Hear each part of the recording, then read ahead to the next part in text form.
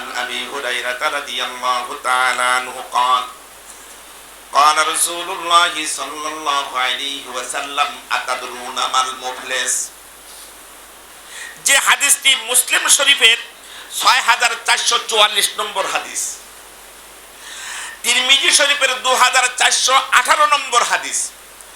হাদিসটি বর্ণিত হযরত আবু হুরায়রা রাদিয়াল্লাহু তাআলা আনহু থেকে থেকে ভালো করে শুনেন। عن أبي هريرة رضي الله تعالى عنه قال قال رسول الله صلى الله عليه وسلم أتدرون ما المفلس সাইয়েদনা আবু হুরায়রা রাদিয়াল্লাহু তাআলা আনহু থেকে হাদিসটি বর্ণিত।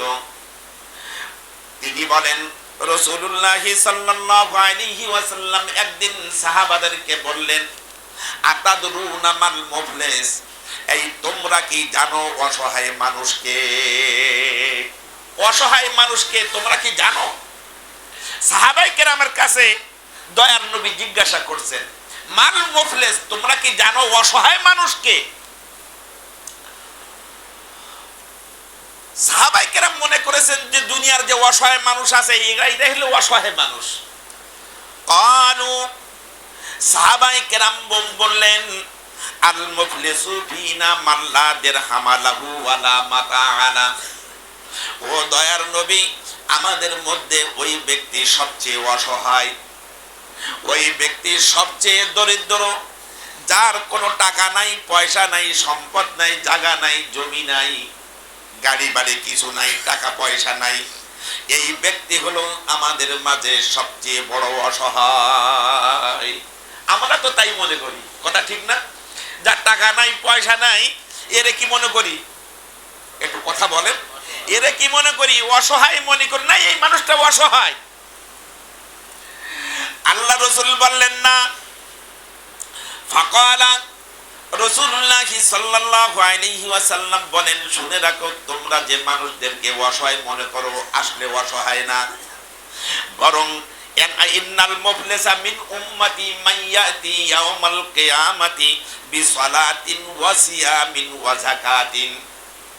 শুনে রাখো আমার সাহাবারা, কিয়ামত পর্যন্ত আনেওয়ালা উম্মতেরা, তোমরা শুনে রাখো, আমার উম্মতের মধ্যে ওই ব্যক্তি সবচেয়ে দরিদ্র, আমার উম্মতের মধ্যে ওই ব্যক্তি সবচেয়ে অসহায়, যে কিয়ামতের মাঠে উঠবে, তার সাথে থাকবে আপনার নামাজের বড় বড় পাহাড়। তার মানে নামাজের সওয়াব থাকবে তার সাথে,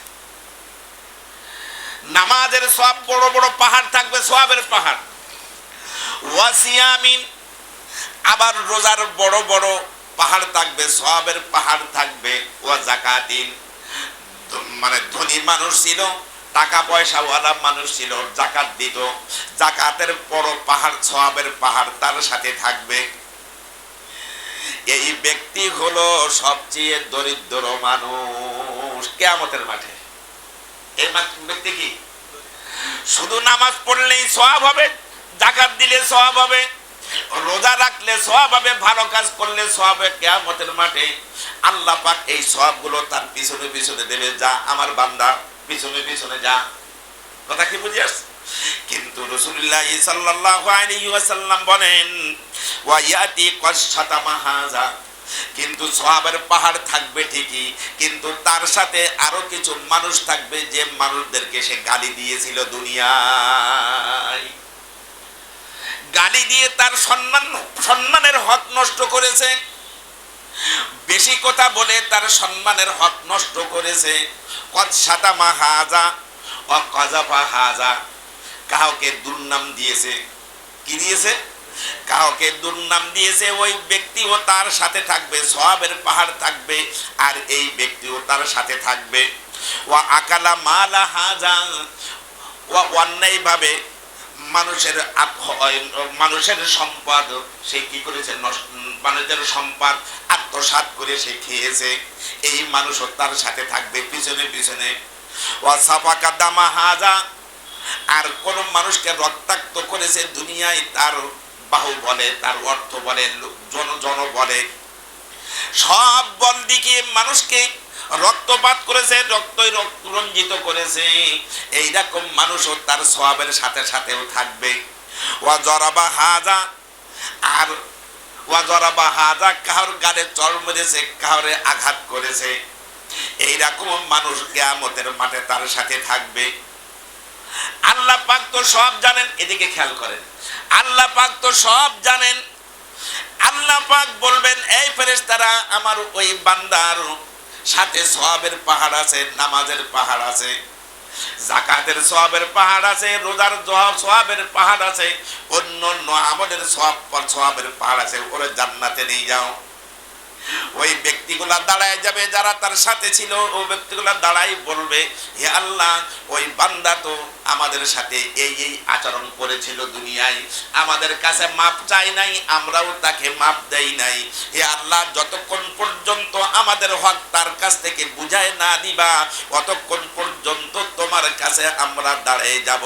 কারণ তুমি হলে তো আজ কিয়ামতের মাঠে সবচেয়ে ইনসাফগার, সবচেয়ে ন্যায় বিচারক তুমি।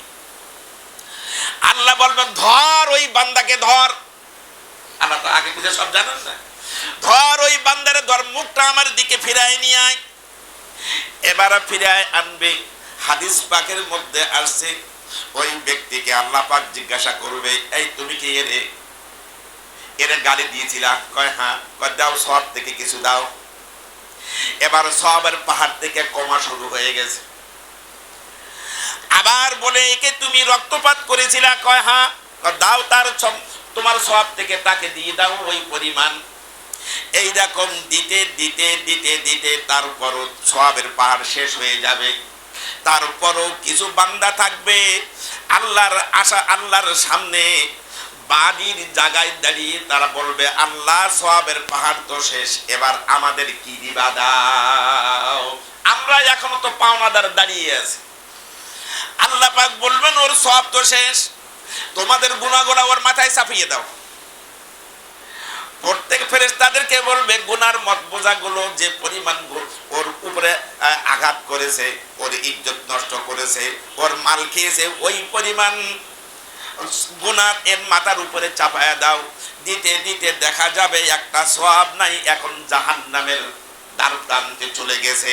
আল্লাহ রাসূল বলেন, ফাইউতি হাজা মিন হাসানাতিহি ওয়া হাজা মিন হাসানাতিহি ফাইন ফানিয়াত হাসানাতুহু ক্বাবলা ইয়াইকুযামা আলাইহি উকিজা মিন খাতায়াহুম। যখন এই গুনার পাহাড় যখন এই ব্যক্তির ভাগে এসে যাবে, জাহান্নামীর উপযুক্ত হয়ে যাবে, আল্লাহ পাক বলবেন, ধর আমার ওই বান্দাকে ধর, ফাতুরিহাত আলাইহি সুম্মা তুরিহা ফিন্নার, আমার ওই বান্দাকে তোমরা জাহান্নামে নিক্ষেপ করে দাও।